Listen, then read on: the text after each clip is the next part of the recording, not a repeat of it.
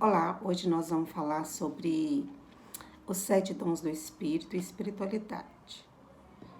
Que a paz de Jesus e o amor de Maria esteja conosco, né? Vamos fazer uma breve oração. Em nome do Pai, do Filho, do Espírito Santo. Amém. Santo anjo do Senhor, meu zeloso guardador, se a ti me confiou piedade divina, sempre me rege, me guarde, me governa e me ilumine. Amém. Bom, então os dons do Espírito Santo, ele é os dons que nos mostra, né, que nos ensina muita coisa e que vem para nos iluminar. Eles são 7 dons, de ciência, de conselho, de entendimento, sabedoria, piedade, fortaleza e temor a Deus. E vamos falar primeiro do de ciência. Entre os dons do Espírito Santo, o dom da ciência ocupa o primeiro lugar, pela sua importância na vida espiritual. O dom da ciência faz com que se substitua a mentalidade, mudança, isto é, meramente humana, pela maneira de ver Deus. Então, esse dom, ele nos muda, né? Nos transforma, porque ele é o dom da ciência, não é ciência médica, né? É a ciência de Deus, ele que nos muda, ele que nos transforma. A alma passa, então, a julgar todas as coisas à luz da fé. Então, esse dom que faz com que a gente julgue as coisas pela luz da fé. E compreende com toda nitidez o fim sobrenatural do homem e a necessidade de subordinar-lhe todas as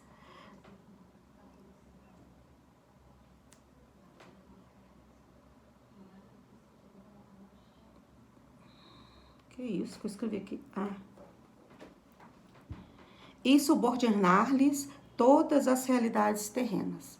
Então, é o dom da ciência que nos ensina, né, a ver tudo com a luz da fé, não cair na tentação, né, de muita coisa. Conselho. Não é aquele conselho de dar para a pessoa, só isso. É o dom de saber, escutar e ajudar. O irmão na fé e na esperança. Tem por finalidade aperfeiçoar a virtude da prudência, fazendo com que a alma possa discernir de imediato o que deve fazer ou deixar de fazer, tanto no que diz respeito à sua conduta como ao próximo. Trata-se como que um conjunto de raciocínios. Trata-se como que um conjunto de raciocínios iluminados pela graça de Deus, que nos mostra de maneira nítida e precisa o que convém fazer ou evitar fazer em determinadas circunstâncias. Então, quem tem o dom do conselho, né, a gente nos mostra, né, em determinadas circunstâncias, o que vai fazer. A gente muitas vezes fala, né, não faz isso, é perigoso, e a pessoa acaba fazendo. Principalmente os filhos, né? Os filhos, a gente fala com eles, não tá na hora. Mãe, então, não pode nem falar, né? Porque mãe falou, pode saber. Que acontece mesmo. O dom da inteligência ou do entendimento é uma graça que temos de entender e ver as coisas, de ter tido explicado antes. É o dom que a gente, né? A gente tem aquele dom de enxergar muita coisa antes. Esse dom da inteligência que Deus nos deu, né? É uma disposição sobrenatural, da qual a alma lhe permite captar, compreender de maneira extremamente clara, como que por uma intuição determinados mistérios de nossa fé ou até mesmo passagem das Sagradas Escrituras. O dom da inteligência, quando a gente lê, né, a Bíblia, a gente dá. É esse dom que faz com que a gente percebe nas passagens bíblicas o que é bom, o que é ruim pra gente. Não só nisso, em muitas coisas, né? Sobre o influxo desse dom, a alma penetra de maneira extremamente claras nos mistérios revelados, capta o alcance das verdades mais profundas da fé.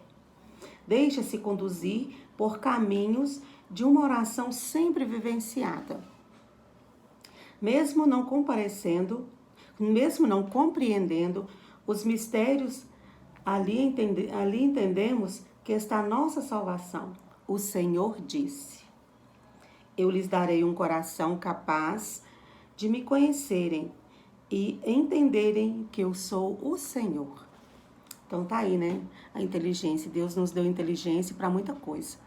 Não só para entender as escrituras sagradas, né? Mas também para a gente poder fazer muita coisa boa com a nossa inteligência, né? E tem coisas ruins também, né? Quanta coisa ruim que acontece por causa da nossa inteligência. Quarto, sabedoria. Sabedoria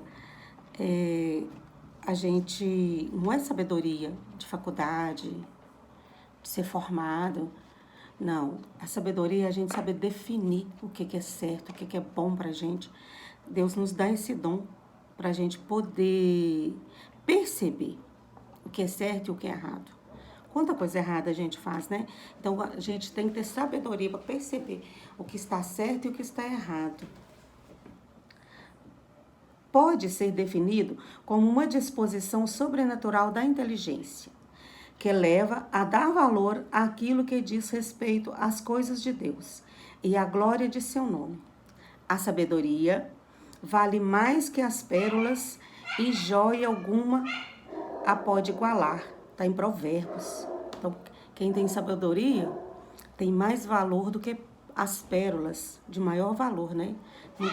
Porque a sabedoria é tudo, gente. Muito, a sabedoria é tudo. O dom da sabedoria não aprende nos livros, mas é comunicado à alma pelo próprio Deus, que ilumina e enche de amor a mente, o coração e a inteligência e a vontade do ser humano. Então, é através do Espírito Santo, né, que vem a sabedoria. Então, quando a gente vai fazer um negócio,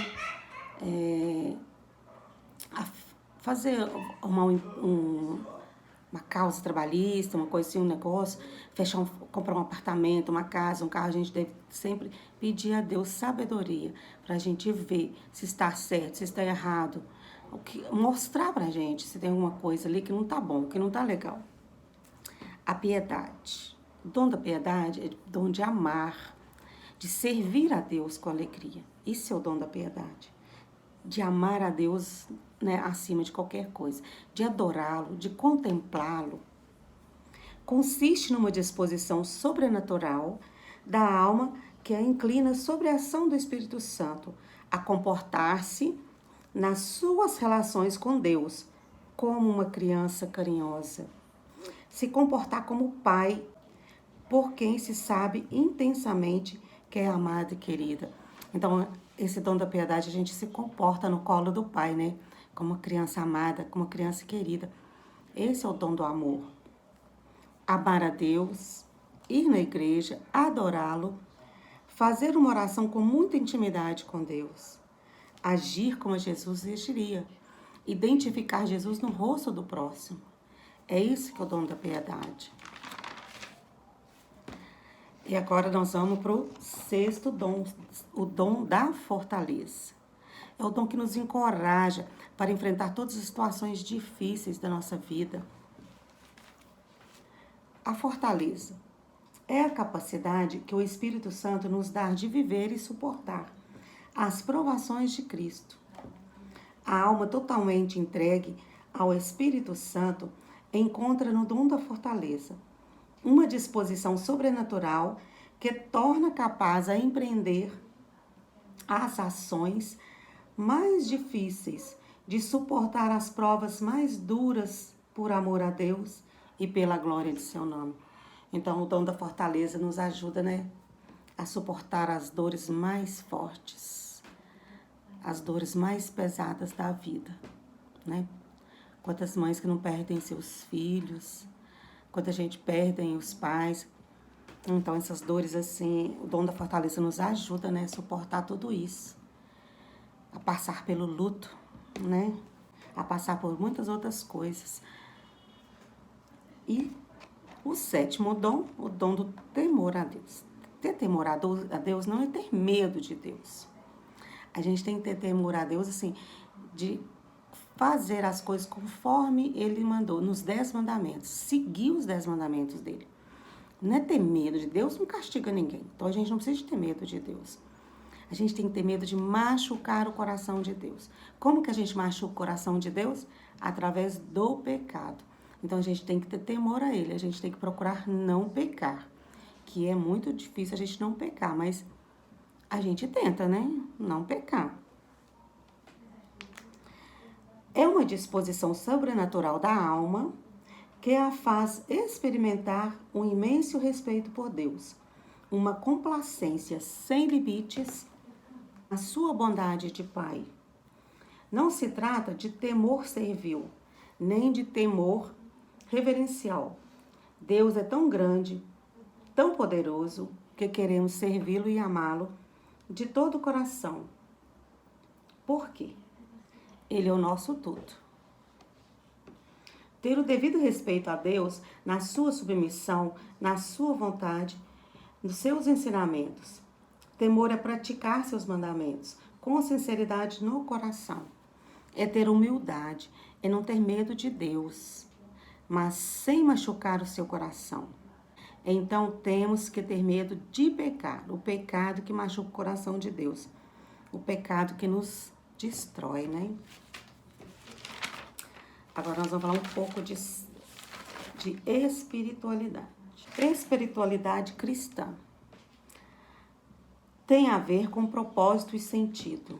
É um grande ato de conexão do ser humano e o divino.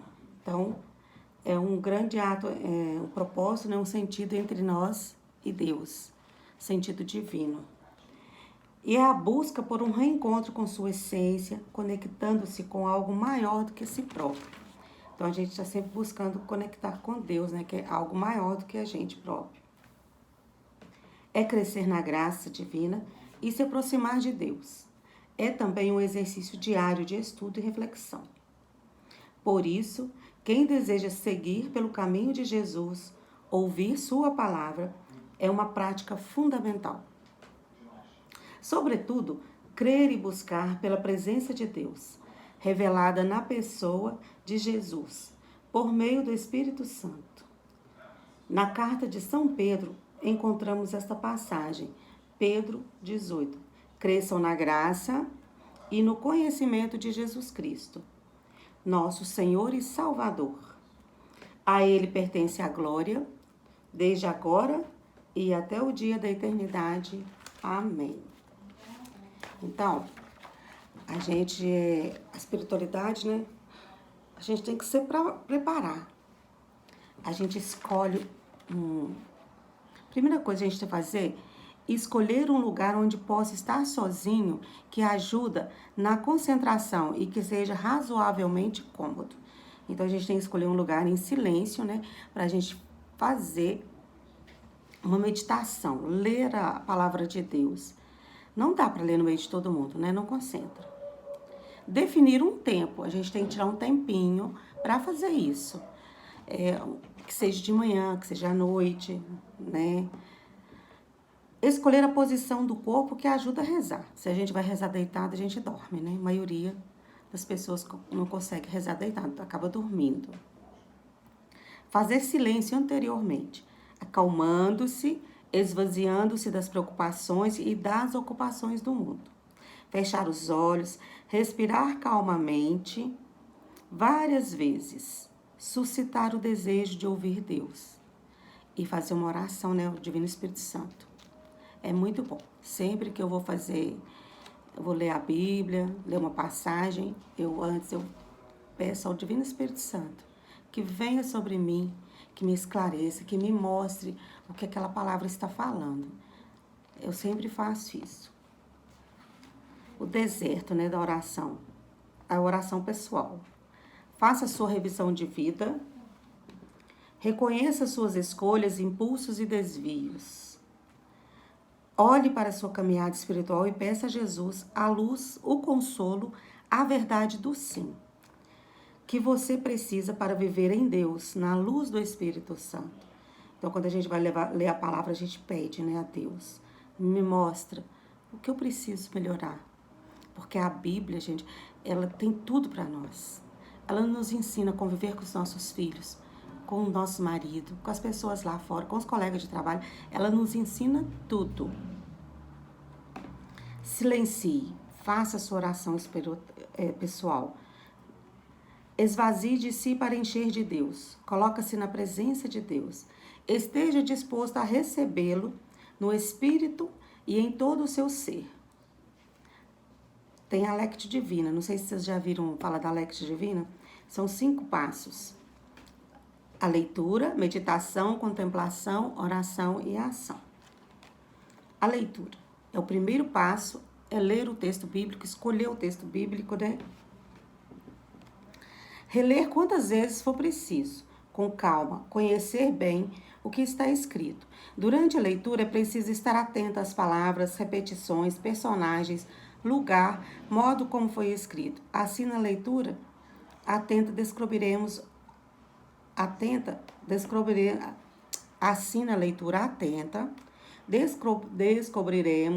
o que o texto diz em si mesmo. A meditação é o segundo passo. Meditar a escritura sagrada, ou seja, ruminar. Aqui se trata de parar, tirar um tempo para perceber os toques de Deus. Meditar não é ler, mas sim abrir o coração, a escuta, a meditação. A meditação leva à contemplação. A gente tem que contemplar, né? No terceiro passo, chega-se à contemplação. Quem contempla se compromete de fato com valores do reino. Tem um novo propósito de ver e de se comportar no mundo. A contemplação, né, gente, é através da oração. Quando a gente contempla, né, a gente leva a um equilíbrio, como que fala? Interior da gente.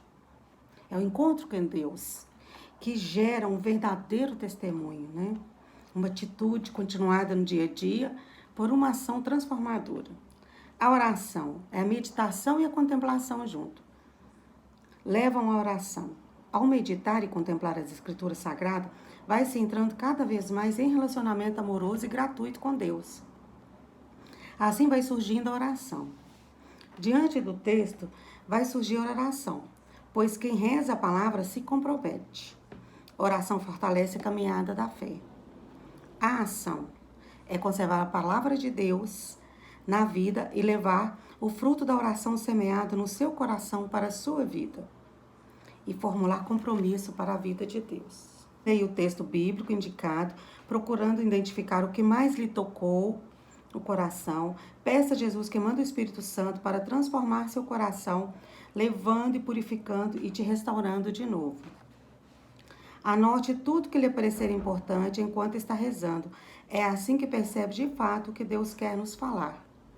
Agradeça ao Senhor por vir até você. Então, quando a gente faz uma leitura bíblica, né, a gente tem que pedir para meditar e entender aquilo. Eu gosto muito de, na hora que eu estou lendo aquela passagem bíblica ou qualquer coisa que eu leio, eu imagino na minha mente, né, até a própria pessoa falando. Aquilo que ela está falando, aquilo que ela está fazendo, é muito bom isso, que a gente vai meditando aquilo tudo dentro da gente, né? E eu deixei para vocês lerem a passagem sobre o filho pródigo, né? Que é o pedaço que vocês mais gostou. Eu vou ler para vocês.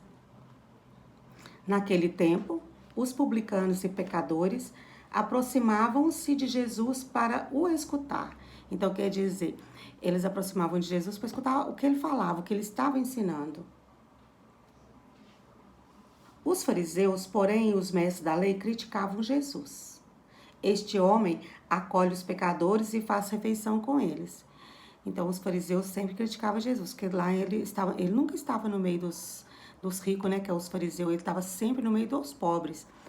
Ali que levava a palavra de Deus, através dos pobres. Então Jesus contou-lhes esta parábola. Um homem tinha 2 filhos. O filho mais novo disse ao pai: Pai, dá a minha parte na herança, que me cabe. e o pai dividiu os bens entre eles. Poucos dias depois, o filho mais novo juntou o que era seu e partiu para um lugar distante. E ali esbanjou tudo, numa vida desenfreada. Quando tinha gastado tudo o que possuía, houve uma grande fome naquela região e ele começou a passar necessidade. Então, foi pedir trabalho a um homem do lugar, que o mandou para seu campo, cuidar dos porcos. E o rapaz queria matar a fome com a comida dos porcos. Comiam, mas nem isso lhe davam. Então, ele esbanjou tudo, acabou com tudo que ele tinha tanta fartura na casa do pai dele. E ele fez isso, né? Ele foi embora, ele abandonou tudo. E depois que acabou com tudo, queria comer até a comida dos porcos, né? Então caiu em si e disse: quantos empregados do meu pai têm pão com fartura e eu aqui morrendo de fome? Aí ele reconheceu, né? A casa do pai. Lá na casa do pai dele, ele era amado, ele era bem-vindo. Vou-me embora, vou voltar para o meu pai e dizer-lhe: pai, pequei contra Deus e contra ti. Já não mereço ser chamado de teu filho. Bonita essa parte, né? Pai, pequei contra Deus e contra ti. Então ele reconheceu. Ele reconheceu que ele estava errado, que ele pecou. Trata-me como um dos seus empregados. Então ele partiu e voltou para o seu pai. Quando ainda estava longe, seu pai avistou e sentiu compaixão. Correu-lhe ao encontro e abraçou e cobriu de beijos. Que pai não faz isso, né? Quando avista seu filho. O filho então lhe disse: pai, pequei contra Deus e contra ti. Já não mereço ser chamado de teu filho. Mas o pai disse aos empregados: trazei depressa a melhor túnica para vestir meu filho, e colocai um anel no dedo e sandálias nos pés. Então o filho volta, né?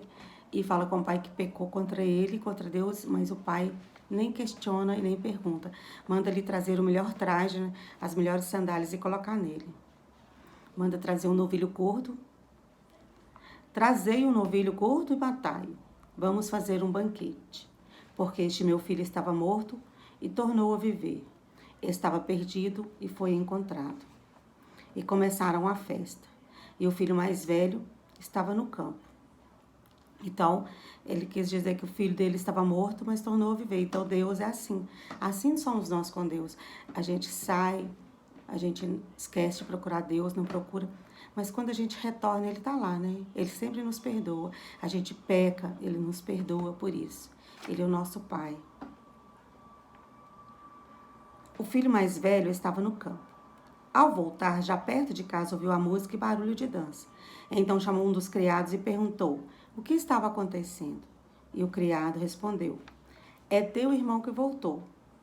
Teu pai matou o novilho gordo porque o recuperou com saúde.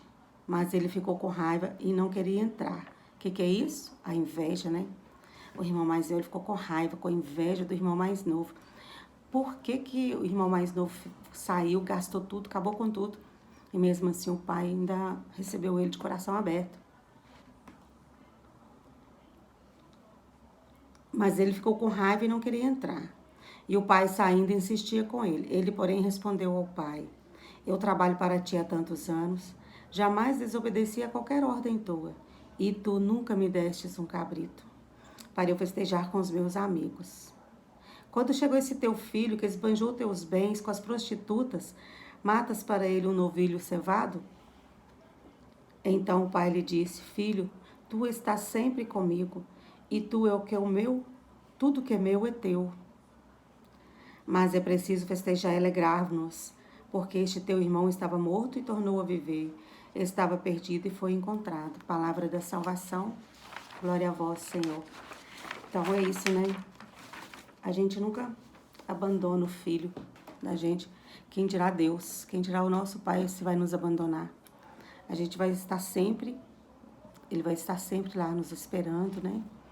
Bom, então nós chegamos ao final da nossa catequese. Quero agradecer a Deus imensamente por ter feito parte da vida de vocês, né? Deus me deu esse privilégio de fazer parte da vida de vocês. E também quero agradecer a vocês por aceitar e deixar eu fazer parte. partilhar um pouco, né, da palavra de Deus, que estamos aqui aprendendo, eu ainda estou aprendendo ainda, né? Mas a gente está sempre aprendendo a palavra de Deus, então eu quero agradecer. Muita gratidão por vocês terem me aceitado partilhar um pouco da palavra de Deus com vocês.